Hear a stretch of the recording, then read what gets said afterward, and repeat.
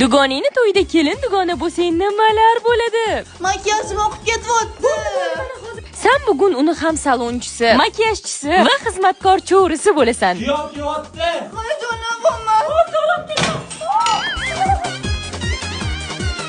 Yo'l o'ng tomonda turaman, chap tomonidami? Qatingga kelib tur, o'sha yerda turaverasan. Hech nimani bilmasang ham bir amallab kelinni olib yurishing kerak. Siz yaxshilab qarab turing. Birinchi marta kelin bo'lishida hech nimani bilmaydi. Opa, men ham hech narsani bilmayman. Yaxshi tomoni fotosessiyaga ketayotganda seni birinchilardan bo'lib oldiga o'tkazib ketishadi. Sizlarni kim olib ketadi? To'yi boshidan oxirigacha mana shu jin urgur kelin qo'yningni sudrab yurasan.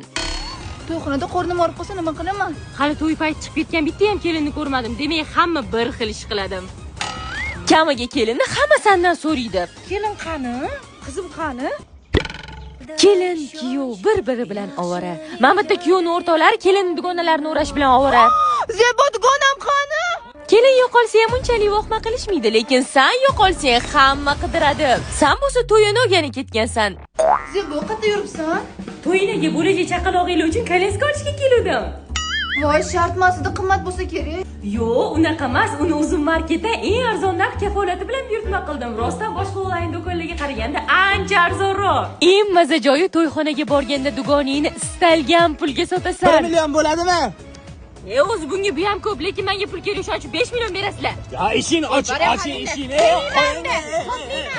Pul sochishayotganda ko'zingga pulli shunaqa olovdek ko'rinadi. Qaniydi yotib olib hamma pulni terib olsam, eng qizig'i hamma ovqatlayotganda sen kulib turishing kerak ekan. Hamma o'ynayotganda endi turib o'ynayman desang, To'y ketma, bitta o'zim qo'rqaman. to'y tugadi, hamma baxtli, lekin sen dugoningdan butun umrga ayrilding. Poq!